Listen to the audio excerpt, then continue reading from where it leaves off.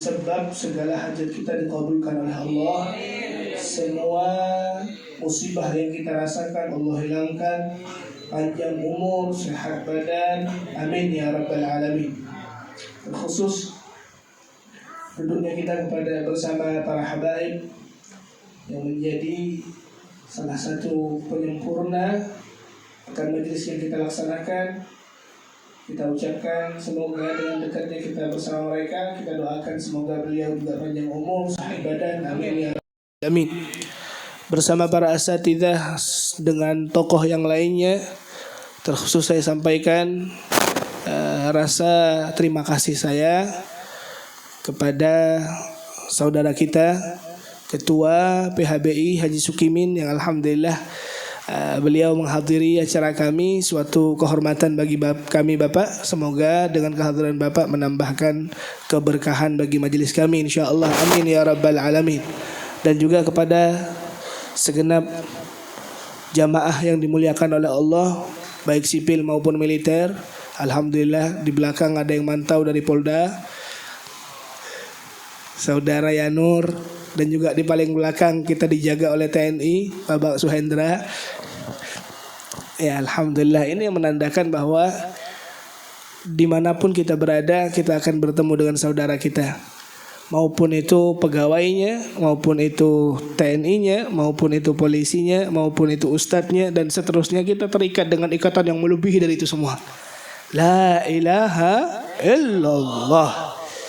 Itu yang menjadi ikatan terkuat kita, yang menjadi modal besar kita. Walaupun kita itu bandel, walaupun kita itu nakal, walaupun kita itu macal bahari, setidaknya dengan modal yang begitu besar, makna itu kita bawa di hadapan Allah, sehingga mudahan dengan kalimat itu kita mendapatkan kesempurnaan dunia akhirat, amin ya rabbal alamin. Acil-acil yang dimuliakan oleh Allah, para akhwat dan ikhwan, mari kita belajar kembali bahwa tak terasa pengalaman kita duduk di majelis ini sudah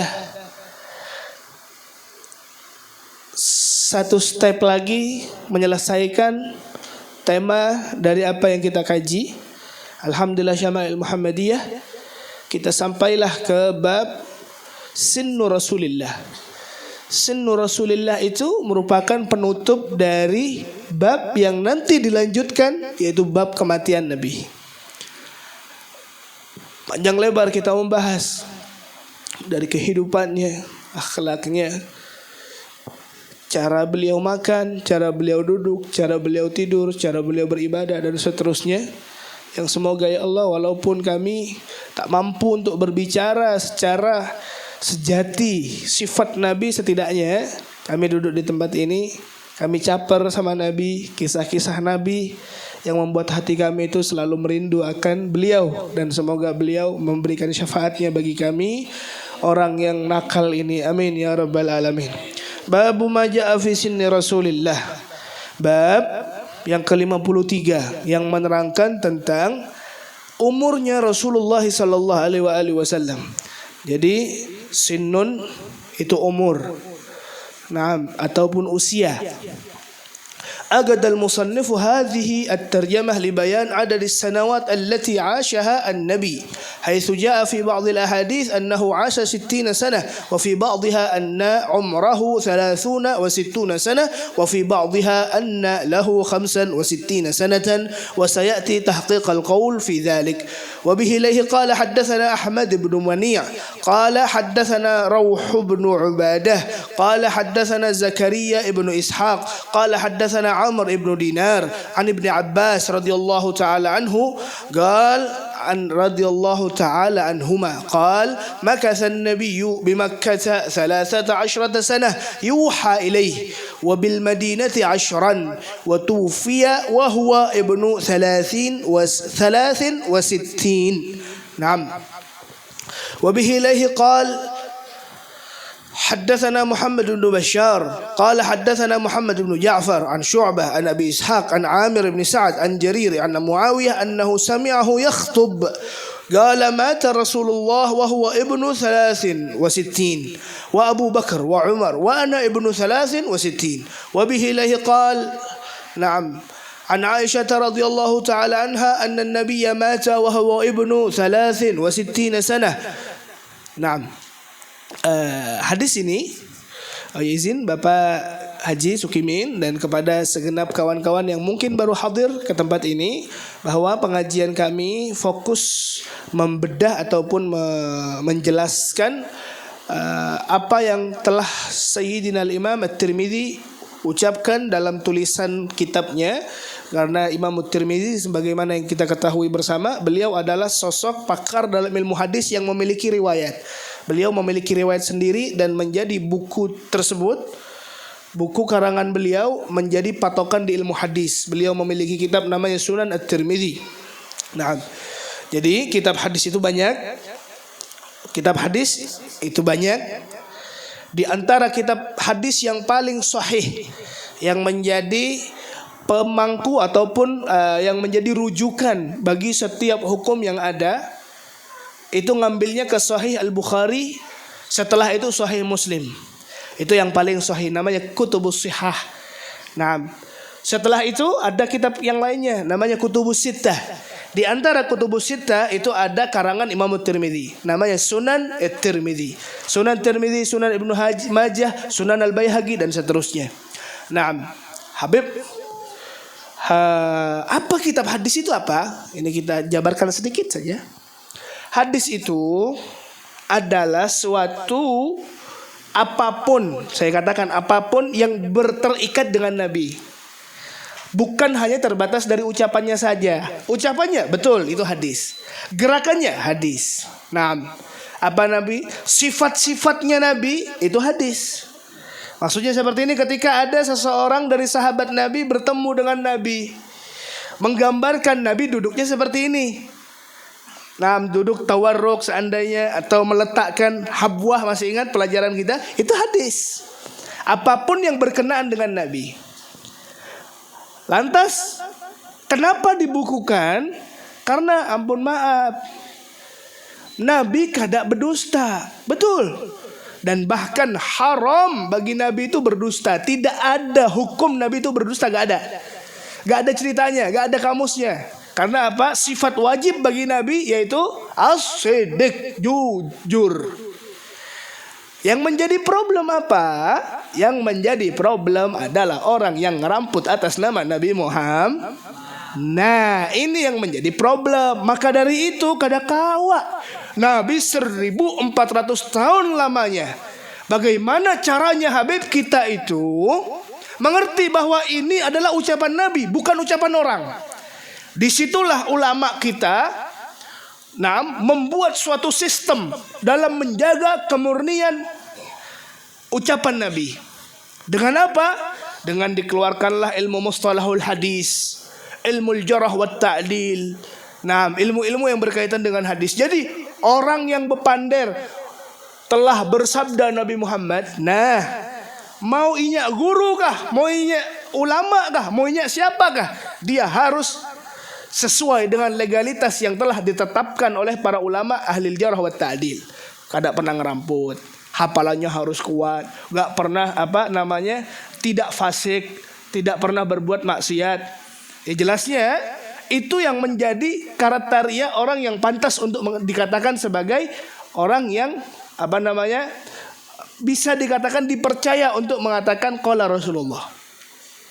Nah, maka dari itu di sini dilihat ada haddatsana fulan. Coba lihat, Sayyidina Imam At-Tirmidzi dapatkan sanad ini dari fulan, dari fulan, dari fulan, dari fulan sampai ke Nabi. Makanya alhamdulillah kada bisa hadis Nabi itu dikeramputi ataupun dilemahkan. Bahwa hadis dan Al-Quran sama-sama kalam Rasul, sama-sama ucapan yang keluar dari lisan Nabi. Tapi Al-Quran punya hukumnya tertentu. Dan yang kedua hadis, wa ma yantiqu 'anil hawa in huwa illa wahyun yuha. Thayyib. Oke. Di sini Sayyidina Abdullah bin Abbas, siapa beliau? Ponakannya adalah sepupu Rasulullah, sepupu karena Abbas adalah pamannya. Nah, beliau mengatakan, makathan Nabi sallallahu alaihi wasallam, makatha atau makutha. Ini kok jadi pelajaran pondok anak. Oke. Allahumma shalli ala Muhammad. Oke. Sebentar. Saya rubah settingan di otak dulu. Oke, bismillah. Makathan Nabi. Nabi itu Bapak Ibu yang dimuliakan oleh Allah, sebagaimana yang kita tahu bersama bahwa beliau lahir di tanggal 12 Rabiul Awal. Di tanggal 12 Rabiul Awal tahun Gajah. Kapan tahun Gajah itu?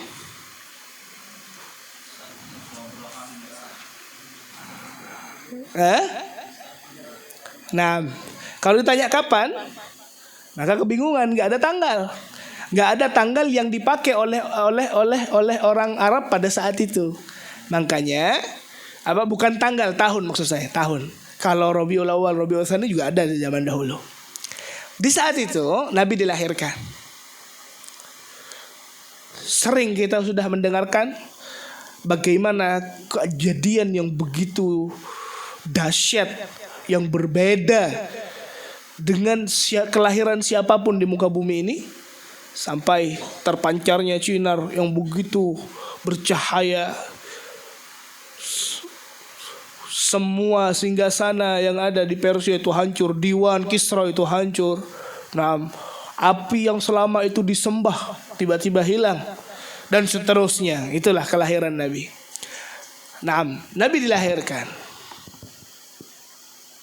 sama dalam keadaan bayi, cuman berbeda. Nah, Muhammadun basyarun lakal basyar.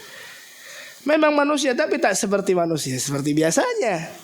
Karena apa? Ketika Nabi dilahirkan, sebagaimana yang dikatakan, wulida maktu'an makhtunan makhulan maktu'as surrah.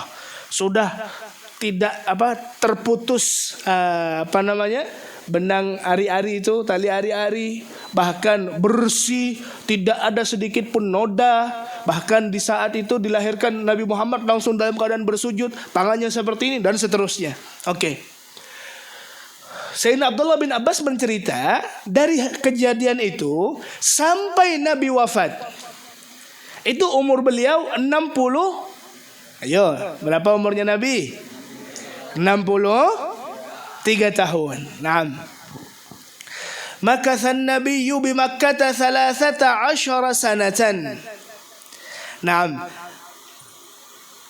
Sayyidina Abdullah bin Abbas, karena kita tahu Nabi Muhammad lahirnya di mana? Di Makkatul Mukarramah. Nah, tempat yang tersuci, tempat yang didoakan oleh Nabi Allah Ibrahim. Harapannya nanti ada salah satu di antara cucuku, anakku, yang akan engkau berikan wahyu ya Allah, sehingga engkau dan dia akan mengajarkan kepada mereka yang berada di sekeliling Makkah. Itulah Rasulullah, doa dari ayah beliau Nabi Allah Ibrahim. Nah, jadi proses perjalanan hidup Nabi sampai ke umur 40 tahun. Setelah 40 tahun Nabi Muhammad mendapatkan pengalaman yang tidak biasa. Disinilah proses 40 tahun ini, setelah Nabi Muhammad SAW hubbiba ilaihil azl, diberikan rasa senang untuk menyendiri. Sehingga beliau menyendirilah di salah satu gua yang bernama Gua Hira. Prosesnya berapa kali, Beb? Nabi Muhammad dikatakan 2 tahun berturut-turut riwa-riwi antara Gua Hira dan rumahnya. Nah, kenapa seperti itu? Manista'nasa billah istahwasa 'alan nas. Manista'nasa billah, orang yang senang mendapatkan rasa nikmat ketika dia beribadah, suatu saat dia akan enggan untuk dekat-dekat manusia. Karena apa? Sumber masalah itu ketika kita kumpul-kumpul. Nah, makanya banyak ulama yang menggunakan di jalan hidupnya dengan metode ini. Sayyidina Al-Asaba yang di mana? Guru Asri contohnya. Terus Sayyidi Abdul Qadir Al-Jilani Qaddasallahu sirrah, kurang lebihnya beliau itu 7 tahun atau 9 tahun. Ada Sayyidi Abdul Al-Habib Abu Bakar Segaf sekian puluh tahun. Bahkan di tempat ini anaknya yang sekarang belum meninggal, anaknya Habib Abdullah Bilfaqih, muhaddis yang ada di Malang. Beliau punya anak, luar biasa anaknya. Ketika anaknya itu selesai belajar, habis itu langsung masuk kamar, sampai sekarang belum pernah keluar, 14 tahun sudah. Lantas bagaimana itu Habib? Cara kita berpikir. Atau kita pernah mendengar kayak siapa namanya? Sunan Kalijaga. Gitu. Terus lantas pikiran kita apa? Keluar syariat. Oh, itu kok ada wali kok gak sholat, kan ya? Dan seterusnya. Gimana itu, Beb? Oke. Krik. Allahu Muhammad. Nah, sekarang nih, wajib sholat? Wajib. Wajib zakat? Oke. Kepada siapa kewajiban itu diberikan? 2 syarat. Baligh, akal. Anak kecil, anak ulun 2 tahun wajib sholat? Gak wajib, belum. Karena belum baligh. Terus yang kedua, berakal. Maksud yang dikatakan berakal ini bukan kategorinya gila. Lawan kata dari berakal bukan gila. Apa? Tak berakal, hilang akalnya. Orang tak berakal, di saat dia pingsan, bisa nggak? Bisa berakal? Enggak. Nah, sekarang ketika orang itu sedang pingsan, apakah orang yang pingsan ini wajib sholat? Di saat itu enggak. Ketika sudah kembali akalnya, maka balik lagi mukallaf at-taklif itu, kewajiban itu kepada dirinya. Sekarang logikanya sama seperti Sunan Kalijaga contoh yang kita dengar, bahwa sampai akar itu menempel di tubuhnya, yang dimana akar ini kan prosesnya begitu lama. Oke. Kira-kira saya tanya, ada nggak manusia yang berakal, yang akalnya masih ada, bukan gila ya, yang sadar lah, saya ngomong sadar aja, yang sadar, yang nggak bergerak sampai akar itu melintasi ataupun melewati dirinya, nggak ada. Akhirnya apa? Jazbah dicabut oleh Allah Subhanahu wa ta'ala karena asyiknya beliau berzikir, seakan beliau tak ingat lagi dunia dan isinya. Ada di alam lain, mungkin alam malakut dan seterusnya. Nah, di saat itu ya kewajiban yang bersandar kepadanya pending karena beliau belum sadar. Ketika sadar ya tak mungkin berubah lagi. Makanya di sini ada al-hukmu yaduru ma'illatihi wujudan wa adaman. Hukum ini akan selalu bersama alasannya, sebabnya. Kalau sebabnya ada, maka ada hukumnya. Contoh, ma'am babi. Boleh apa enggak, Beb? Enggak boleh. Enggak boleh enggak? Enggak boleh. Dilarang, haram hukumnya, apapun alasannya. Tapi di saat kita kadang bisi makanan lagi, nggak ada, di rumah nggak ada. Atau kalau kita kan dikit-dikit ngomongnya di hutan, oke, anggaplah di hutan nggak ada makanan lagi kecuali babi, maka wabi itu wajib kalian makan. Kenapa? Kalian menjaga kelanjutan kehidupanmu. Tanpa ada makanan kamu kan mati. Maka dari itu kamu wajib pada saat itu untuk makan babi. Cuman gak disimpan untuk di rumah, enggak. Hanya sebatas menjaga hidupmu saja. Nah, di situ akan ada perubahan hukum. Nah, kembali lagi ke bab saya tadi, bahwasanya Nabi SAW sedang asyik dengan zikirnya. Zikir kepada Allah, tafakkur, menggunakan logikanya itu untuk memandang apa yang bisa dia pandang. Apapun yang Allah ciptakan itu akan berujung kepada Allah. Nah, maka dari itu kata Nabi, tafakkaru fi khalqillah wa la tatafakkaru fillah. Wahai kalian, kata Rasulullah, ketika ingin menggunakan pola pikirmu untuk menambahkan keimananmu, alladzina yatafakkarun fi khalqis samawati wal ardh, tafakkurlah engkau dengan apa yang ada di sekelilingmu, yang itu menjadi ciptaan Allah. Jadi bagaimana, coba lihat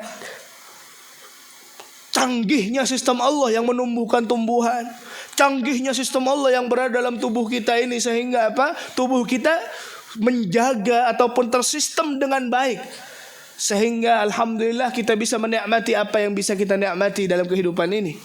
Akhirnya kembali kepada Allah Subhanahu wa ta'ala. Dan berapa banyak para ilmuwan itu yang menemukan Allah di saat mereka melakukan penelitian-penelitian terkait dengan apa yang menjadi ciptaan Allah Subhanahu wa ta'ala. Nah, di situ setelah itu subhanallah, Bapak Ibu yang dimuliakan oleh Allah, kejadian yang begitu aneh itu, yang begitu dahsyat itu datang. Turunlah malaikat. Nah, yang membawa wahyu, malaikat Jibril alaihissalam. Disitulah di genapnya umur beliau 40 tahun, turunlah wahyu yang menjadikan Nabi Muhammad SAW sebagai ar-rasul yang membawakan risalah. Umur 40 tahun. Nah, bagaimana kejadian detailnya Habib? Nabi Muhammad SAW sedang asyik dengan zikirnya, tiba-tiba ada malaikat dengan wujud aslinya yang memiliki ratusan sayap jumlahnya. Yang satu sayap bisa menutupi barat dan satu sayap menutupi timur. Besarnya luar biasa. Nabi pun kaget. Tak pernah melihat suatu hal yang seperti ini tiba-tiba terlihat. Makanya jangan takut ya Allah. Ada pocong dibaluti kain kafan, buka sudah pian. Belum melihat malaikat Jibril pian ini. Nah, di saat itu tiba-tiba Nabi Muhammad dikatakan Iqra, bacalah. Kata Nabi, "Ma Nabi Ghauri, aku tidak bisa baca. Aku tidak bisa baca." Maka pada saat itu didekap Nabi Muhammad. Didekap dengan dekapan yang bahkan membuat Nabi pingsan. Bangun Nabi, Iqra, kata malaikat Jibril. Terus seperti itu sampai 5 kali kejadian, atau prosesnya 3, 4, 5 kali. Langsung Iqra bismi rabbikal ladzi khalaq, khalaqal insana min 'alaq, Iqra Rabbukal Akram alladzi 'allama bil qalam 'allamal insan ma lam ya'lam. Itu adalah ayat pertama kali yang diturunkan oleh Allah Subhanahu wa taala dalam Al-Qur'an. Nah, akhirnya apa Habib? Bukan apa namanya? Bukan seperti yang kita baca juz 1 Al-Fatihah, juz akhir kulhu, bukan seperti itu. Qul a'udzu birabbin nas. Jadi kalau di pertama ayat yang turun dalam Al-Qur'an Iqra. Akhir dari ayat yang turun al-yaum akmaltu lakum dinakum wa atmamtu alaikum ni'mati wa raditu lakumul islam madina. Lebih kenapa gak disesuaikan aja? Oh, ini ayat yang pertama turunnya, habis itu ayat kedua, ayat yang ketiga. Kenapa kok? Oh, surat Fatihah dulu, habis itu surat Baqarah, habis itu ini. Nah, itu tidak bisa diganggu gugat. Itu bukan karyanya ulama, tidak. Itu karyanya Nabi sendiri. Nabi dengan malaikat Jibril ketika di bulan Ramadan beliau tadarus.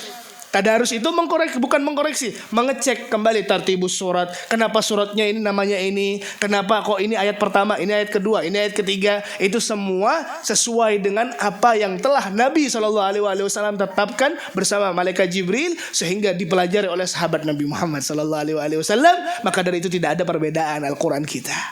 Nah, faham? Ada harapan. Nah, setelah itu Bapak Ibu, 2 tahun Nabi Muhammad itu dakwahnya itu sirron. Nah, 2 tahun? 2 tahun betul. 2 atau 3 tahun seperti itu. Setelah itu sirron itu apa Habib maksudnya? Maksudnya sembunyi-sembunyi. Yang diajak tuh orang-orang terdekatnya saja, atau terdekat dari sahabat-sahabat yang ada. Maka dari itu coba lihat, yang pertama kali masuk Islam adalah keluarganya dulu. Siapa? Ummul Mukminin Khadijatul Kubra. Beliau itu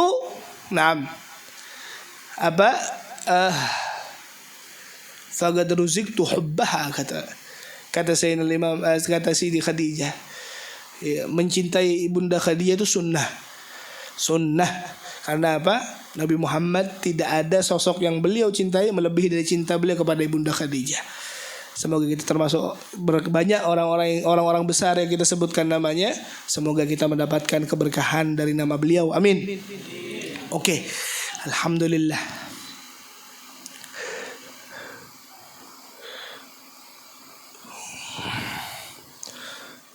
Yang kedua, Sayyidina Ali bin Abi Thalib. Nah, terus Sayyidina Zaid bin Harithah. Ini orang-orang yang pertama kali masuk Islam nih. Nah, 1, 2, 3. Terus yang keempat Sayyidina Abu Bakar Siddiq. Sayyidina Abu Bakar orang luar pertama masuk Islam. Orang dari lain keluarga yang pertama kali masuk Islam Sayyidina Abu Bakar Siddiq. Tayyib. Begitu beliau mengajak Sayyidina Abdurrahman ibnu Auf dan seterusnya, sampailah terjadi subhanallah kumpul sahabat itu ada 134.000 sahabat yang bersama Rasulullah sallallahu alaihi wasallam. Tayyib. 13 tahun mengukur setelah Rasulullah itu mulai berdakwah sedikit demi sedikit, mengajak dalam kerahasiaannya. Tiba-tiba langsung Allah Subhanahu wa taala langsung perintahkan untuk berdakwah secara terang-terangan. Nah, fasda' bima tu'mar wa a'rid 'anil musyrikin, kata Allah. Bagaimana caranya Habib?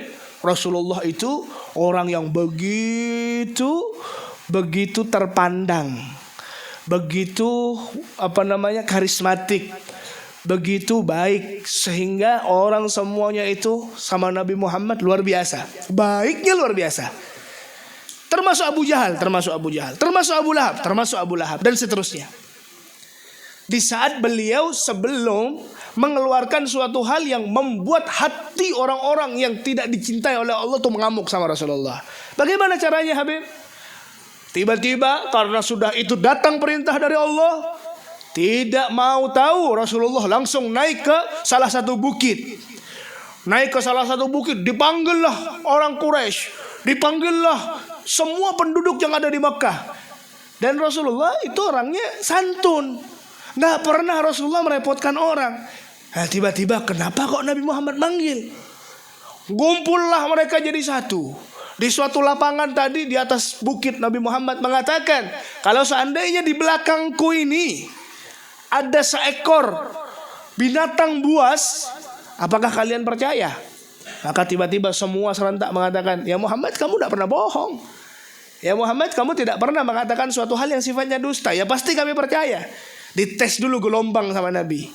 Setelah itu Nabi Muhammad mengatakan nih, bahwa berdakwah beliau dengan berbagai dengan ucapannya bahwasanya Allah sebagai Tuhannya, beliau membawakan syariat yang begitu suci, mengajarkan orang untuk memperbaiki akhlaknya dan seterusnya. Maka dari itu langsung tabban lak, sampai Sayyidina sampai Abu Lahab mengatakan, celaka engkau wahai Muhammad, apa karena masalah ini kamu kumpulkan kami di tempat ini? Maka langsung turun ayat tabbat syada abi lahabin wa tab ila akhir ayat.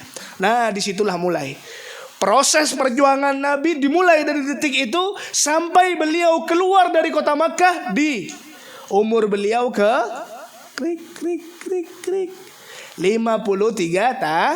tahun. Kenapa Habib? Karena di saat itu Rasulullah, di saat beliau berdakwah, di saat beliau diangkat menjadi Nabi, 13 tahun Nabi Muhammad di Makkah. Sebagaimana Sayyidina Abdullah bin Abbas ceritakan. Naam. Setelah itu subhanallah wa bil madinati asyara.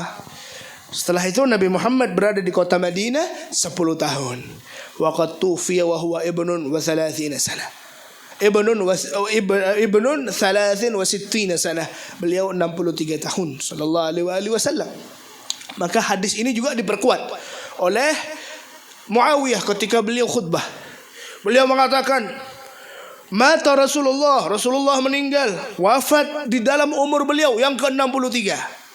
Dan begitu pula orang yang dimakamkan di sekitar ataupun di higa makam Nabi, siapa?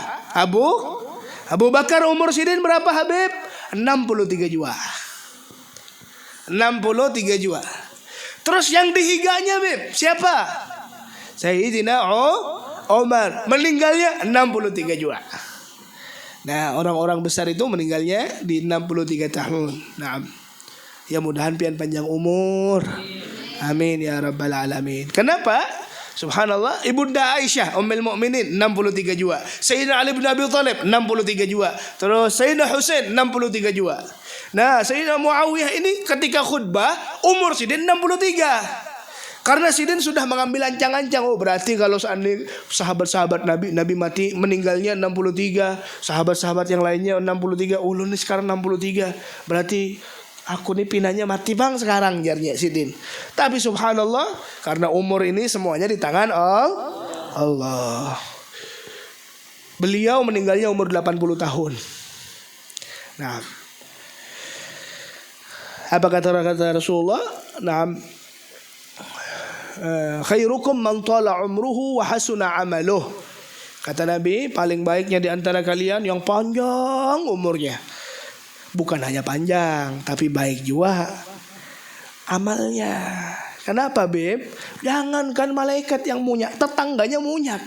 Pasti orang yang panjang umur, yang zalim tuh, kena mati-mati kamu nih dalam hati Nabi. Nah, makanya paling baiknya orang itu yang panjang umur, yang subhanallah amalnya baik, jadi selalu dikenang sama orang. Ulun doakan orang pian seberatan panjang umur, ya Allah, sampai 2 hari sebelum kiamat. Kelawasan. Ya Allah. La ilaha illallah Muhammadur Rasulullah. Ya, faktor umur ini semuanya di tangan Allah. Yang penting apa? Banyak orang itu subhanallah yang umurnya dia nyaman, baik-baik saja, tapi apa? Ingin mati. Depresi loncat dari tiang apa? Tiang tower adalah banyak loh.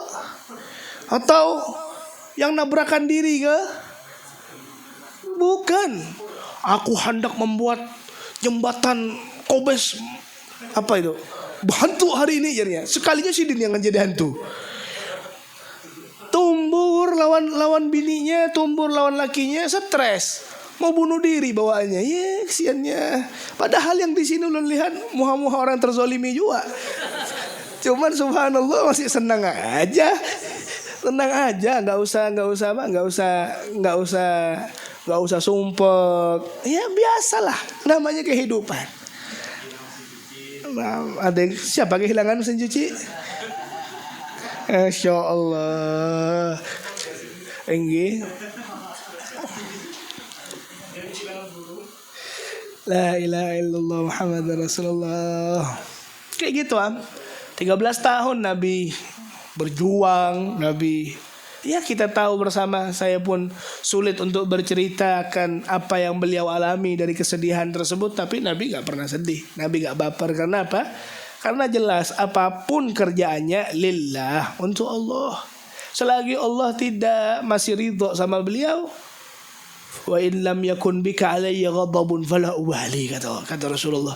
Walaupun seandainya ya Allah, engkau apapun yang kami alami ini tidak membuat engkau itu marah, murka kepada kami gak ngurus itu. Jadi seperti itu kok proses kehidupan. Yang pernah sedih, ia juga pernah senang. Nah, abshiru karena apa? Fa inna ma'al usri yusra. Dan ketahuilah, ketika di saat kita itu sedih, tuh lihat saudara-saudara kita yang sekarang berada dalam kecaman dan ancaman yang ada di bumi Palestina sana, di Gaza sana. Apakah Allah tak mencintai mereka? Mencintai Allah. Bahkan cinta Allah kepada mereka melebihi dari cinta kita kepada mereka. Nah, badiru bil a'mali fitanan ka qita'il lail, kata Rasulullah. Yang menjadi problem, coba lihat kelemahan dari iman kita karena terombang-ambing akan fitnah dunia ini. Bahkan seorang pemimpin pun tak bisa mengatakan kalimat sesuatu pun. Karena apa? Karena dia terbelenggu akan dunia yang ada di lehernya. Ente lihat sekarang pemimpin-pemimpin Arab, pimpinan-pimpinan tertinggi atasan gak bisa ngapa-ngapain. Kenapa Habib? Ini yang ditakutkan oleh Rasulullah. Fitanan ka qita'il lail. Bahkan fitnah itu sama seperti gelap gulita, gelapnya malam yang begitu pekat. Kita nggak tahu dari mana arah itu fitnah akan terjadi kepada kita.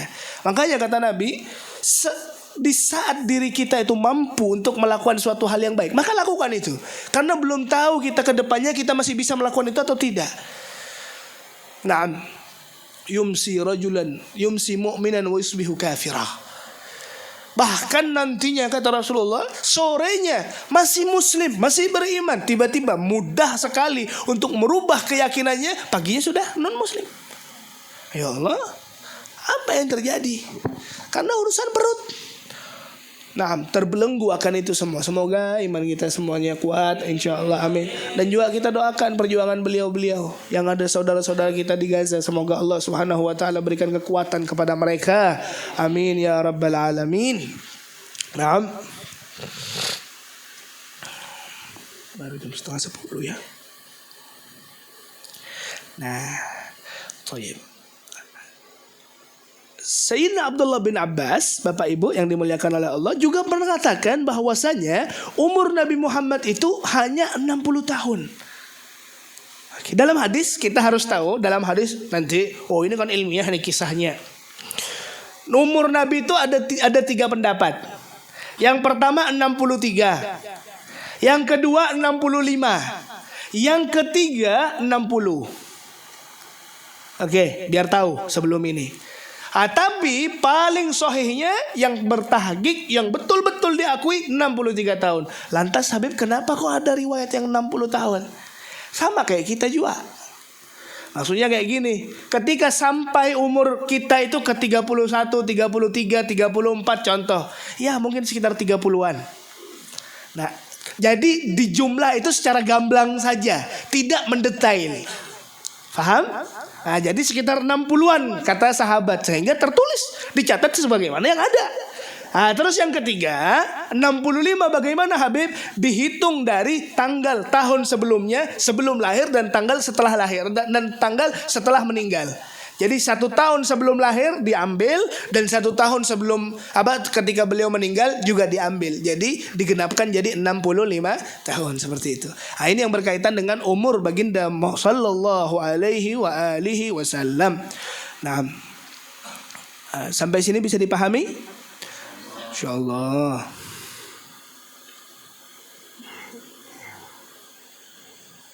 Saya bacakan satu hadis.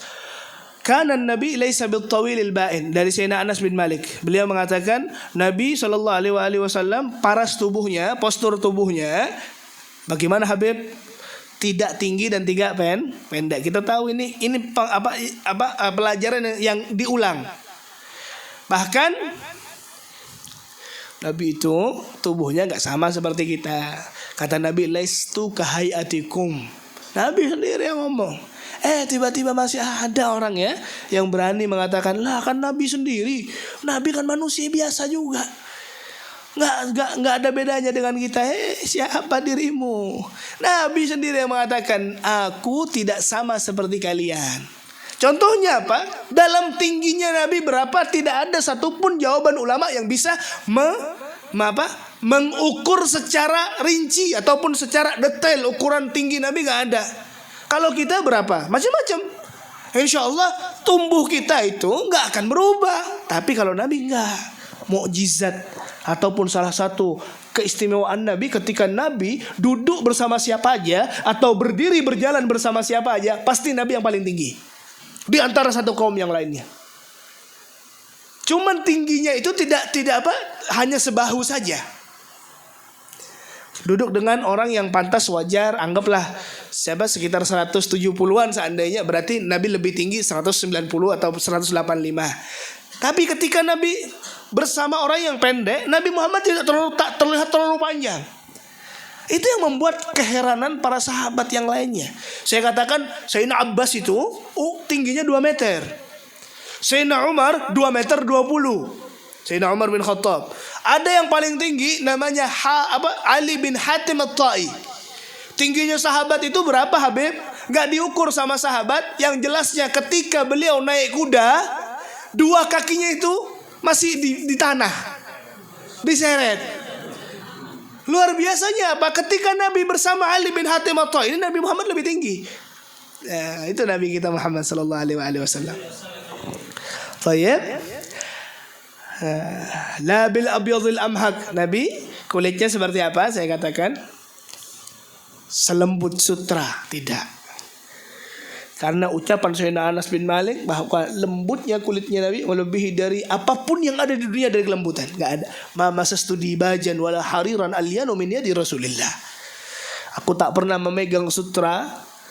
Pernah memegang sutra bukan bian. Aduh.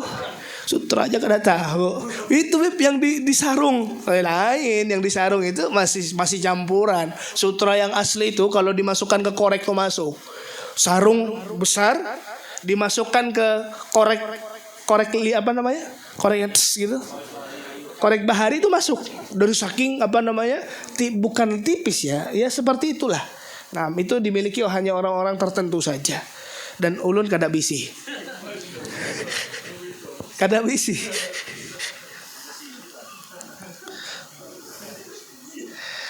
Nah, ya Allah. Nah, itu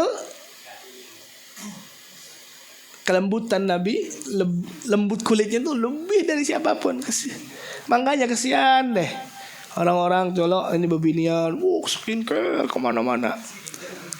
Nabi Muhammad itu nggak pakai skincare. Nah, ya jelas lain Nabi bujur juga. Cuman berarti apa? Ada suatu hal yang diprioritaskan oleh Nabi.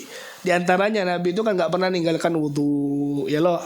Yang ngasih kulit itu yang ciptakan kulit siapa? Allah dah. Yang menumbuhkan, yang melemaskan kulit juga Allah. Setidaknya kadang kita itu mencari sesuatu tidak dengan jalan Allah. Ana subhanallah ada salah satu wanita solehah, nggak saya sebutkan namanya. Dan jelas ini adalah orang tua. Tenang aja bini ulun, bukan suatu indikasi hal-hal yang tidak. Mengkesahkan aja. Naam. Sanak keluarga ulun, beliau itu rajin sekali. Tidak ada perawatan yang berlebih, tidak ada, bahkan untuk menggunakan sabun muka aja enggak. Cuman enggak pernah ninggalkan wudu memang. Terus ketika beberapa tahun ketemu dengan keluarganya, kaget perubahan wajah itu, kulitnya apa kalau bahasa glowing kalau kata orang tuh. Nah, ternyata beliau ngamalkan suatu bacaan. Pengen tahu bacaannya? Hah? Videonya Bebjar. Allahumma bayyid wajhi yawma tabyaddu wujuhi awliyaik. Ya Allah, putihkanlah wajah ulun ya Allah, sebagaimana engkau memutihkan wajah para auliamu. Nah, itu dibaca ketika bertempungan atau apa. Jadi ketika itu yang dibaca terus, subhanallah, cahaya nur itu terlihat dari wajah, kada hirang. Nah, yang dimaksud ulun hirang bukan hilang kulitnya, hirang auranya. Nah, kalau di sini masya Allah ulun lihat, walaupun yang kada putih tapi terpancar cahaya Nabi Muhammad seberataan, insya Allah, amin.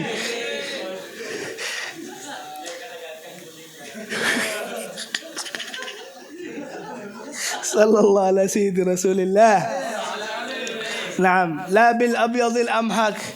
Putihnya kulit Nabi itu putih merona, putih kemerah-merahan, musyarrabun bil humrah.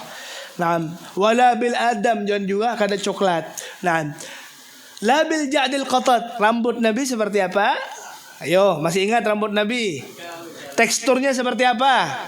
Ikal. Warna rambutnya apa? Pirang. Oh, hitam, masya Allah, betul. Nah, rambut Nabi kada apa ngarannya itu yang kada keriting dan juga kada lurus, bergelombang rambutnya Nabi. Yang lurus itu siapa? Nabi Allah Isa, lurus. Nah, al-ja'dil qatat, kalau yang kiring seperti ini itu Dajjal. Lah ini bujur, bukan ulun ini mengatakan yang lain. Tidak.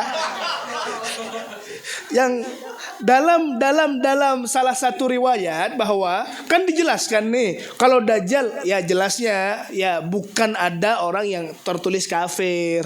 Nah, kalau Dajjal yang ori itu ada kafirnya. Nah, ada kaf, ro, kaf, fa, ro, kafir seperti itu. Rambutnya gimbal, muja'ad. Ya, seperti itulah. Cuma ulun belum pernah kenalan soalnya nih. Nah, tawaffahu Allah ala ra'si 60 sanah wa laysa fi ra'sihi wa lihiyatihi 20 sya'ratan bayda. Ketika umur beliau ke 63 tahun dan beliau wafat, ketika dijumlah ubannya hanya 20 atau 6. Walaysa fi ra'si, bahkan tidak sampai 20. Dari rambut Nabi itu ada yang uban itu hanya beberapa helai saja, gak sampai 20 ketika dijumlah secara penuh. Nah, itulah Nabi Muhammad SAW. Nah, dan coba lihat diqqahnya, lincinya sahabat Nabi itu ketika cinta kepada Rasulullah, nggak nanggung sampai rambutnya dijumlah. Nah, uban bini pian berapa? Atau uban pian seorang berapa? Nah, ya Allah, mudahan dapat berkah Nabi, amin. Sudah cukup sampai sini. Mungkin ada pertanyaan, silahkan. Kami buka seperti biasa. Silahkan Bapak Ibu yang dimuliakan oleh Allah. Karena tahun depan insyaallah pertemuan yang akan datang ini membahas tentang wafatnya Nabi. Silahkan yang ingin bertanya.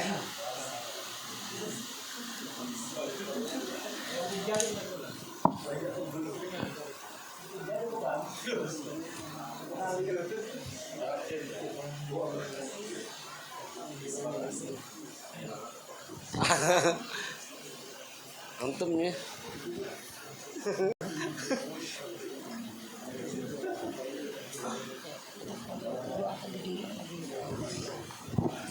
Ada? Ada Bib. Oh nggih. Nggih, bismillah. Nggih. Doa tadi kayak apa Bib? Doa nang memutihkan muha tadi.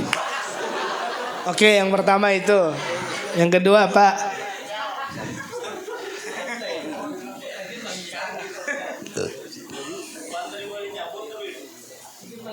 Ya. Oke, pertanyaan kedua. Itu aja.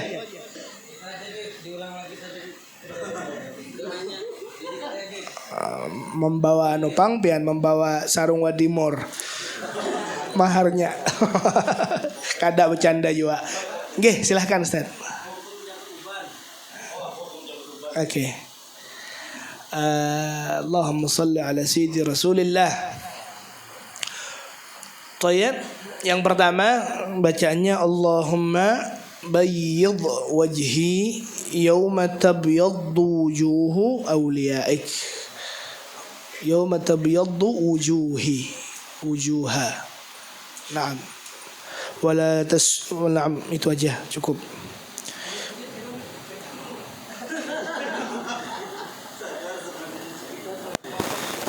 Untuk mencabut uban, nah, bagaimana hukumnya? Kalau seandainya kita itu adanya faktor ataupun indikasi pemalsuan, itu yang kada boleh. Yang dimaksud seperti apa, Habib? Seperti ini.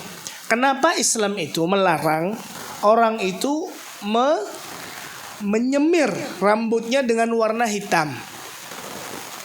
Kenapa dilarang? Alasannya satu, karena biasanya orang yang menyemir hitam itu ingin memalsukan dirinya, padahal dirinya tua, ingin dikatakan muda. Nah, di sana akan dikatakan oleh Allah, waja'akum nadhir.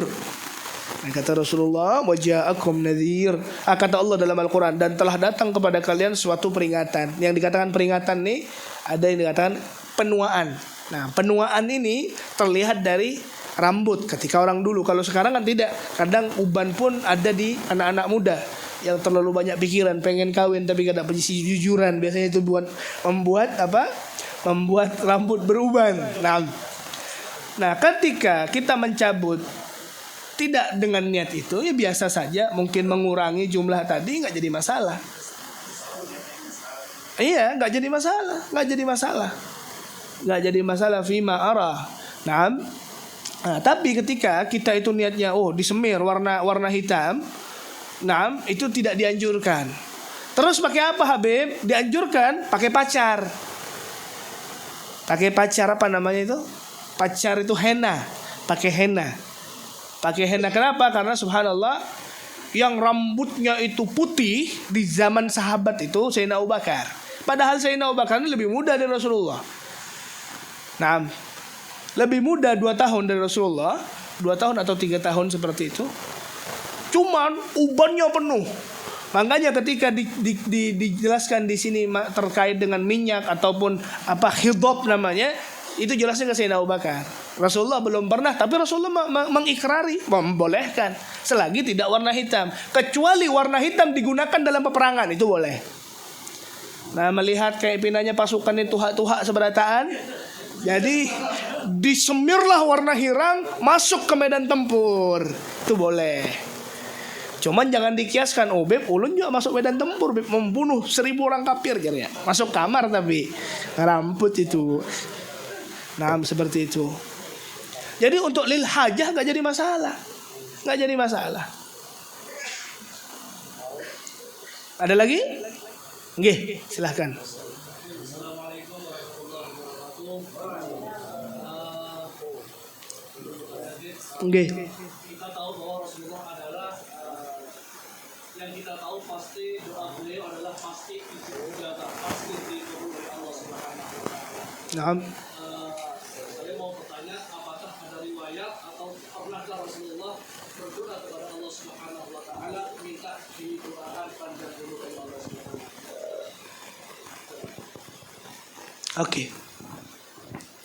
Maksudnya seperti apa? Kita tahu bahwa Rasulullah itu doanya pasti diijabah oleh Allah Subhanahu wa taala.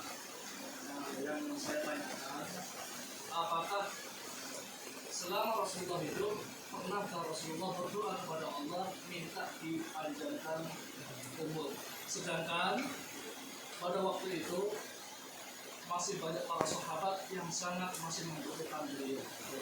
Oke. Pertanyaan yang super sekali. Nah, kembali ke masalah ke masalah rambut.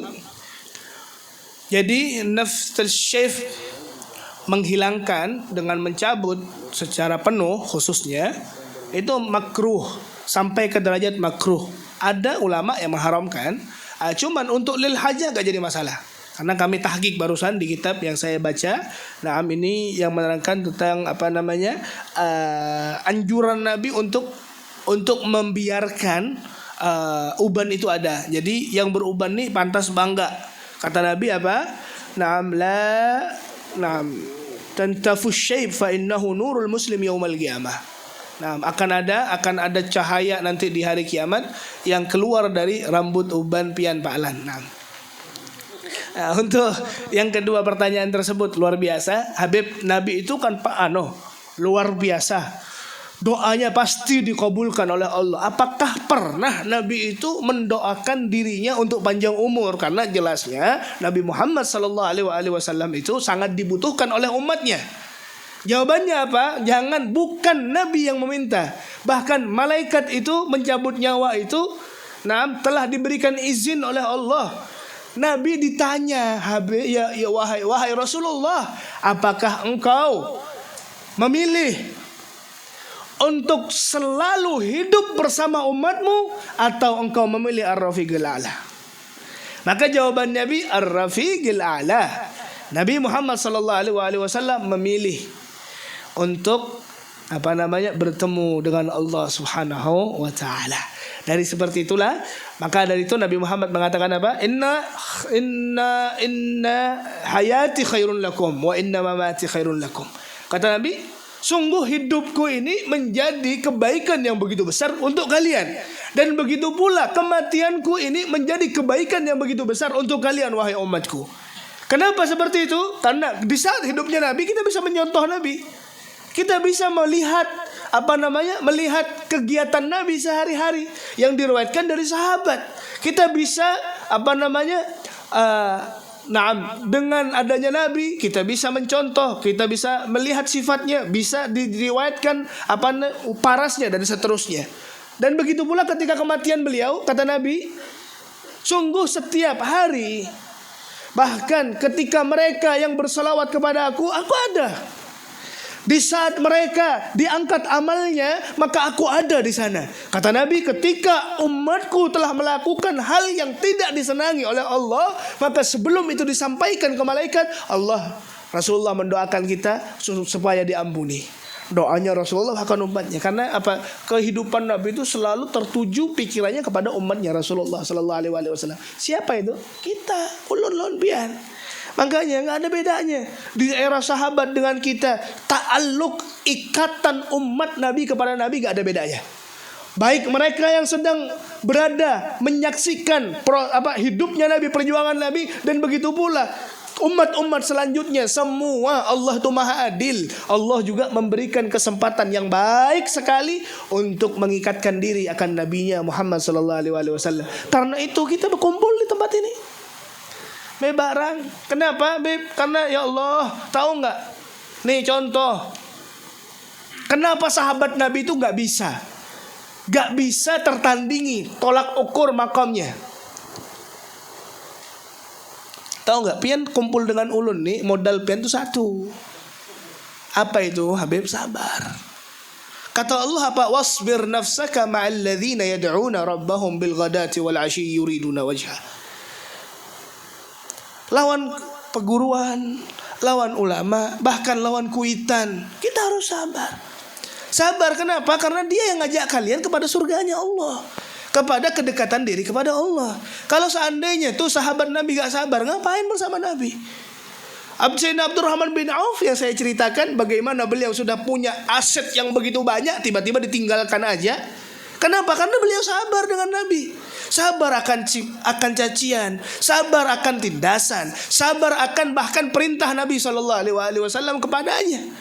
Tapi karena konsep keberkahan yang telah dia laksanakan di saat dia bersabar dan berjuang bersama Nabi, apa yang terjadi?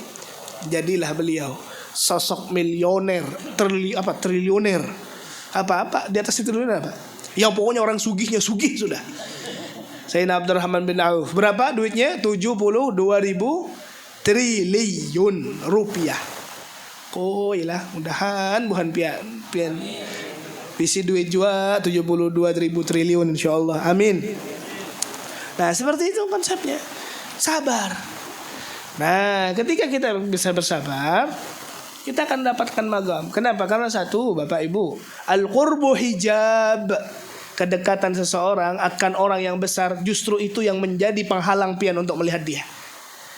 Ayo coba kalau pian melihat lo ada Habib Lutfi bin Yahya datang, contoh Habib Syekh datang, contoh ataupun siapa ulama yang pian kagumi itu datang, pasti pian tuh luar biasa taatnya, adabnya dan itu kan. Tapi ketika di dalam rumahmu itu ada jimat mandraguna yang menjadi subhanallah orang yang paling mendekatkan, yang bisa mampu mendekatkan dirimu kepada Allah, bahkan surga ada padanya, kita pun lupa. Apa kata Rasulullah? Ilzam gadamaiha fathammal jannah. Dialah ibu kita. Berapa kali ibu kita dibuat nangis oleh kita? Berapa kali ibu kita dibuat kecewa oleh kita? Berapa kali kita itu subhanallah membuat ibu kita itu tersedih karena apa yang kita lakukan. Justru ketika sama ulama luar biasa kita. Nah, di situ yang ditakutkan, al-qurbu hijab, kedekatan seseorang kepada orang yang tinggi itu menjadi suatu halangan. Makanya bagaimana caranya Habib? Sabar. Ayo, seorang istri di hadapan suaminya, mau kada? Mau. Munyak kada? Munyak. Marah kada? Marah. Tapi kada apa lagi? Konsepnya sabar. Wa ja'alna ba'dakum li ba'din fitnah atasbirun, kata Allah. Dan telah aku jadikan antara diri kalian dan kepada kalian yang lainnya adalah fitnah. Kamu sabar apa enggak? Anak sama orang tua, istri dan anak, saudara kepada yang lainnya, tetangga. Itu sabar. Konsepnya sabar seperti apa, Habib? Bukan saya itu bentakzimi. Siapa suami saya? Guringnya juga sama-sama berileran, holer. Tiba-tiba saya harus ta'zim, harus taat kepadanya. Jangan niatkan kepada dia, rugi. Niatkan untuk Allah. Niatkan gerakan kita itu untuk Allah. Ulun nih hendak dikatujui oleh Tuhan. Ulun nih hendak disenangi oleh Allah.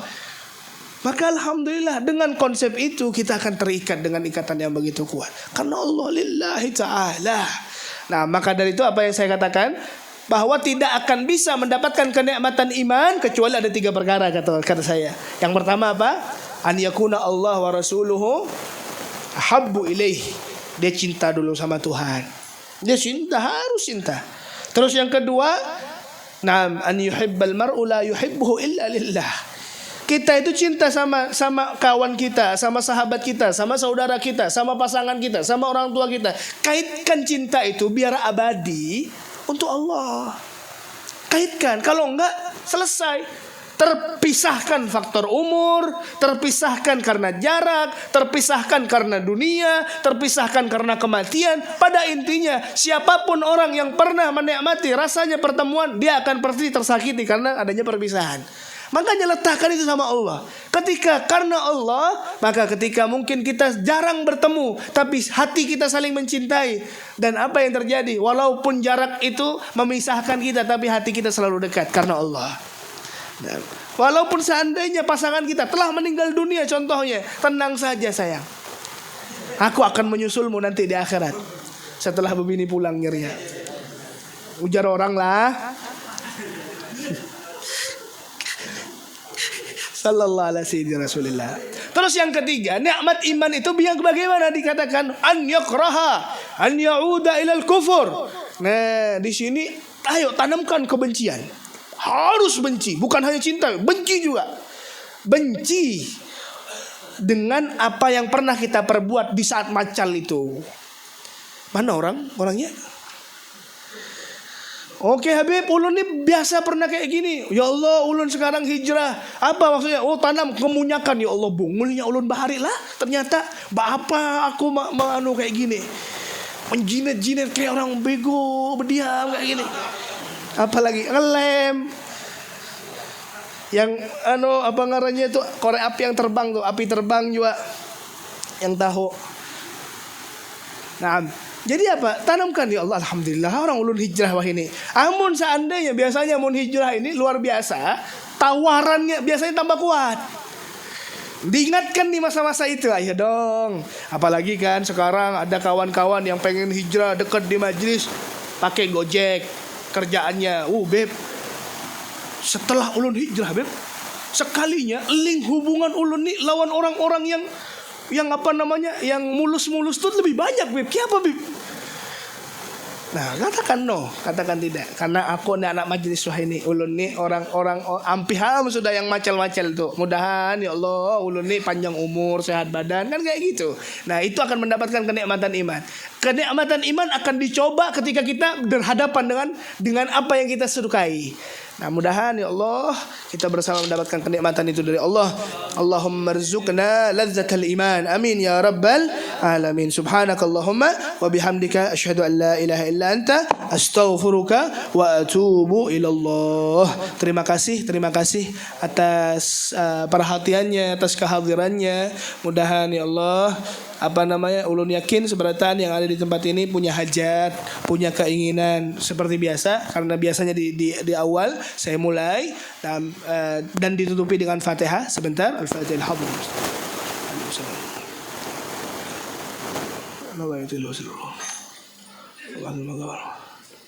Ya Arhamar Rahimin. Hayya Abu Bakar bin Abdullah bin Talib. Anfa'na bi asrar wa anwar ulum fi dunya wal akhirah. Alaniyah, sebutkan niatnya masing-masing dalam hati. Sini la ilaha illa anta subhanaka. La ilaha illa anta subhanaka. La ilaha illa anta. La ilaha illa anta subhanaka. La ilaha illa anta. La ilaha illa anta. بسر أسرار الفاتحة. أعوذ بالله من الشيطان الرجيم.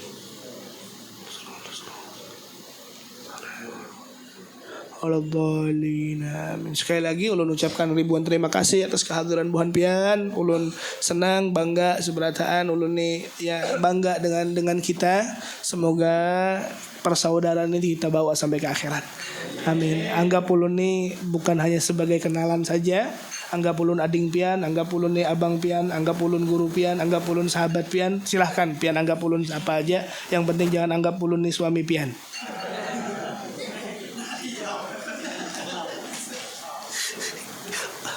Nah, terima kasih, alhamdulillah, dan terkhusus kepada Bapak Haji Sukimin, beliau selaku Ketua PHBI Kota Waringin Timur. Kalau seandainya ada beberapa cara-cara beliau yang menangani. Terima kasih Bapak atas kehadirannya. Seperti ini gubuk kami Bapak. Alhamdulillah kawan-kawan kami ini kawan-kawan yang luar biasa, aktif. Sudah berjalan kurang lebihnya berapa tahun Kami? 2018 ulun ini baru bulik dari Hadramut piannya jangan ngeramput. Ulun itu jalan 3 tahun. Nah, tidak 2019 itu 2019 sampai sekarang alhamdulillah kitabnya masih satu. Ya kayak kami kumpul kayak gini dari beberapa orang, alhamdulillah kumpul sampailah terbentuk seperti ini. Dan untuk Riyadhus Shalihin ada sekitar 7 cabang Bapak. Di antaranya alhamdulillah di daerah Bapak juga kami bentuk majelis di Sangai yang sifatnya bulanan, yang harapannya satu ya supaya lebih tergaungkan lagi syiar